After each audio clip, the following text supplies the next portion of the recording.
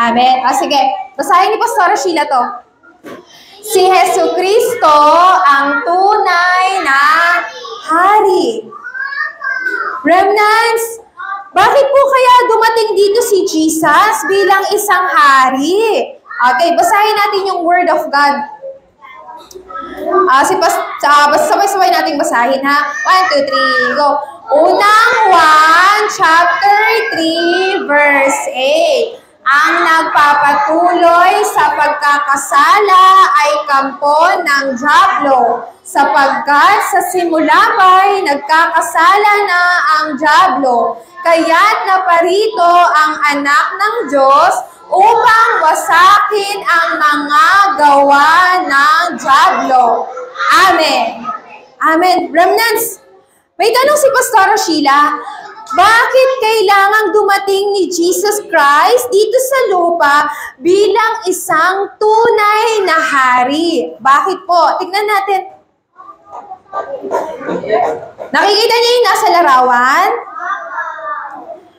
Kasi po, remnants, lahat ng tao ay nagkaroon ng kasalanan sa Diyos. Pag sinabi ni Pastora Sheila, lahat ng tao may kasalanan, ibig sabihin, lahat ng tao dito sa mundo nagkaroon ng kasalanan. Pastora Sheila, ano pong klaseng kasalanan? Ang kasalanan po na ito, hindi sumunod ang tao sa salita ng Diyos. Sa madaling salita, mga remnants, hindi sila nagtiwala sa salita ng Diyos.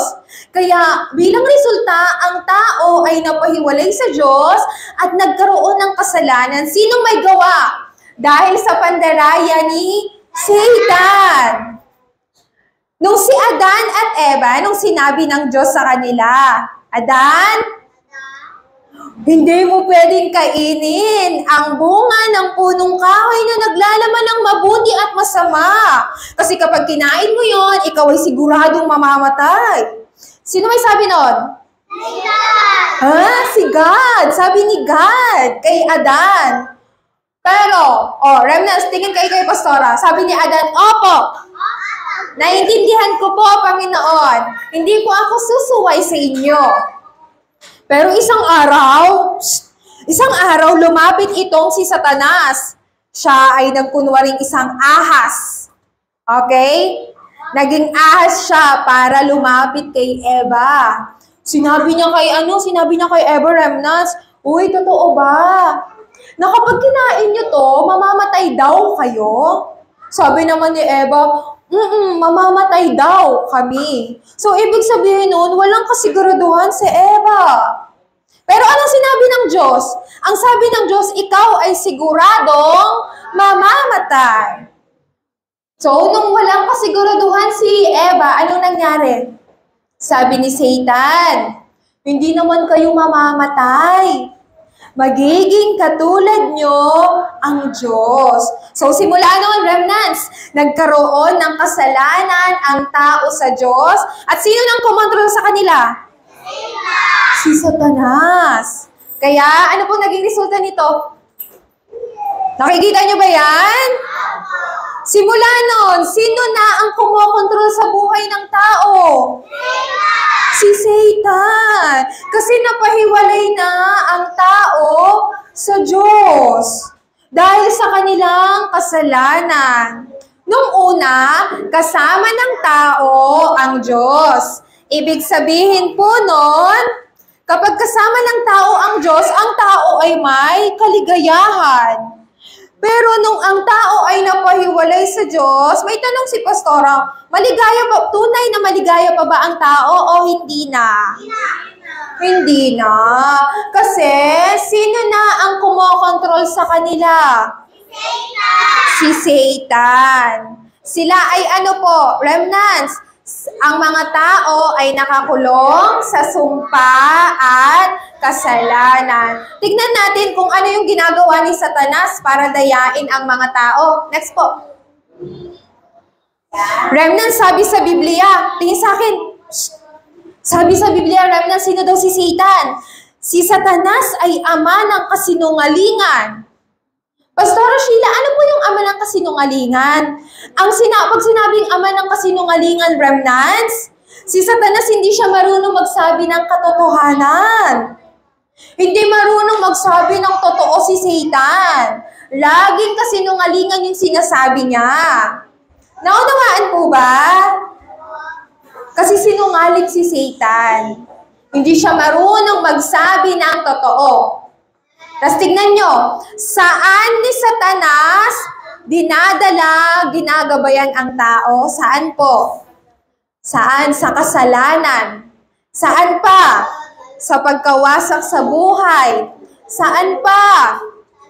Sa maling landas ni Satanas dinadala ang mga tao. Pastora Sheila, paano ko po malalaman na ang isang bagay ay pagkilos po ni Satanas? Bibigyan ko kayo ng example, remnants. Halimbawa, tawag po nito, di ba? Siguro meron kayong napapanood sa balita. Yung magulang sa anak, may mga pag-aaway, may mga nangyayaring mga patayan. Kanino pong gawain to? Kay Satan. Naunawaan po ba? Ay, hindi. Yung anak, kinamumuhian, yung magulang. Remnants, ito ay gawa ni Satan. Bakit po? Tingnan natin yung next na picture. Nakikita niyo to? Kasi ayaw ni Satanas, tayo ay magkaroon ng pagkakaisa. Ano yung unang ginawa ni Satanas sa unang tao? Inihiwalay ni Satanas si Adan at Eva sa Diyos. At gusto ring wasakin ni Satanas ang ating relasyon sa ibang tao. Ayaw ni Satan na meron tayong pagkakaisa ng mga anak ng Diyos. Kasi ito po ay kanyang gawain. Kanino po ulit gawain ito? Kay Satan. Kaya, ayan, ano nakikita niyo sa larawan? Sabi natin sa message, di ba? Sino ang dumating dito sa lupa para wasakin ang mga gawa ng dyablo? Si Jesus. Si Jesus daw ay naparito sa lupa para wasakin ang kapangyarihan ni Satan. Kaya tayo, remnants, ay malaya na. Hindi na tayo kontrolado po ni Satanas. Hindi na. Sinasabi ni Pastor, hindi na kayang hawakan ni Satan kahit kahit isang hilab ng buhok ninyo. Kasi hindi na tayo kayang kontrolin ni Satan. Kasi tayo po ay mga anak na po ng Diyos. Amen? Amen. Kaya wag na magpapadaya kay Satanas. Naintindihan po ba? Dahil sino po tayo? Very good. Tayo ay mga anak ng Diyos. Si Jesus, hindi lang siya pumunta dito bilang isang tagapagligtas. Bilang isang, tawag po nito, bilang isang tagapagligtas na mamamatay sa krus. Pero pumunta dito si Jesus bilang isang hari ng mga hari. Sino ang tunay na hari ng mga hari, remnants? Si Jesus. Si Jesus ang tunay na hari ng mga hari. Tanging si Jesus lang yung may kakayahan na wasakin ang kapangyarihan ni Satan. Kaya remnants, kapag nakakaramdam kayo na, ayoko sa kanya, tawag nito, I hate her, ano pa, ayoko siya maging kaibigan. Remnants, okay, sino nga po ulit tayo? Tayo ay mga anak ng Diyos. Bukod pa doon, tayo ay mga ebanghelista. Kailangan nating ibahagi sa ibang tao yung mabuting balita. Sino nga ulit ang mabuting balita? Si Jesus ang Kristo. O pinakahuli, kaya ba nating wasakin ang kapangyarihan ni Satanas sa pamamagitan ng sarili nating kalakasan? Paano natin matatalo si Satanas? Boxing?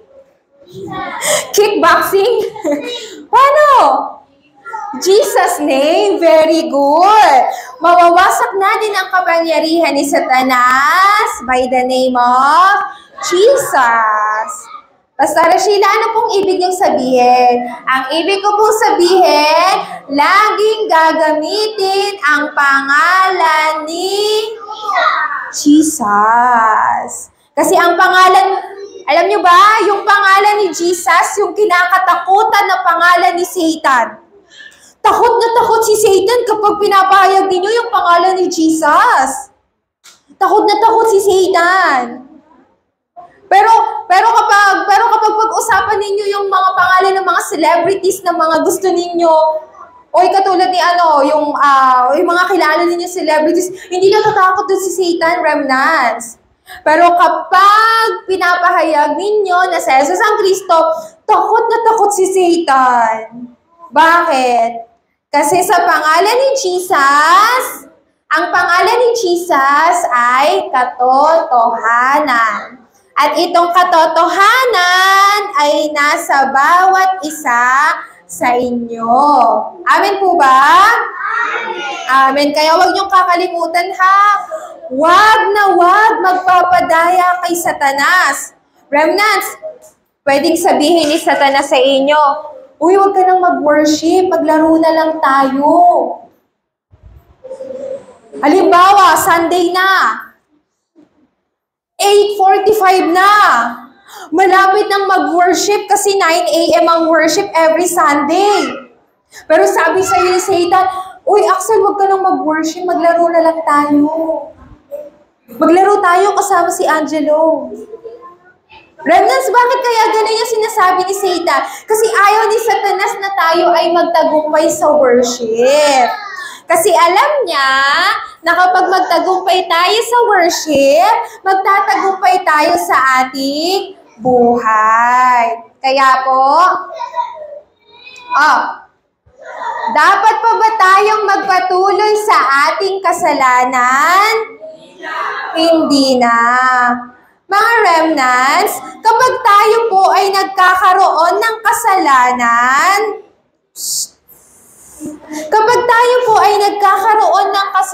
syempre, ang banal na Espiritu ng Diyos ay nalulungkot. May mga kasalanan na hindi natin sinasadya. Meron din namang kasalanan na ating sinasadya. Pero kahit ano pang klaseng kasalanan yon, kapag kayo ay nanalangin sa Diyos at humingi ng tawad, kayo daw ay papatawarin ng Diyos. Kasi pag tayo ay nagkakaroon ng kasalanan, remnants, nagse-celebrate si Satan. Naintindihan ba? Kapag nagkakaroon tayo ng kasalanan, nagse-celebrate si Satanas. Kaya pinakahuli, basahin natin ang sabay-sabay. 1, 2, 3, go! Sa tanging pangalan ni Hesukristo, mawawasak ang kapangyarihan ni Satanas. Kanino daw pangalan? Ay, gusto ko malakas. Kaninong pangalan? Jesus Christ. Amen? Amen. Meron pa bang kakayahan sa atin si Satanas? Wala na. Kasi tayo ay mga... Ay, mukhang hindi sigurado dahil tayo ay mga... Sino ulit ang nagwasak sa kapangyarihan ni Satan? Si Jesus. Kaya gagamitin ang pangalan ni Jesus. Amen po ba? Amen. Ulit. Kantayin natin yung Jesus is my King. 1, 2, 3, go. Jesus is my King. He is the Christ. He has broken all of Satan's power. Amen? Amen. Remnants, mga bata, sino ang tunay na hari ng mga hari ng iyong puso? Si Jesus lang dapat, wala nang iba. Naintindihan ba? Sino dapat ang maging tunay na hari ng ating mga puso? Jesus! si Jesus lang. Hindi yung ibang bagay. Hindi yung laruan. Hindi yung cellphone. Hindi yung paglalaro. Hindi yung ibang bagay. Pero dapat si Jesus Christ lang. Amen po ba? Amen.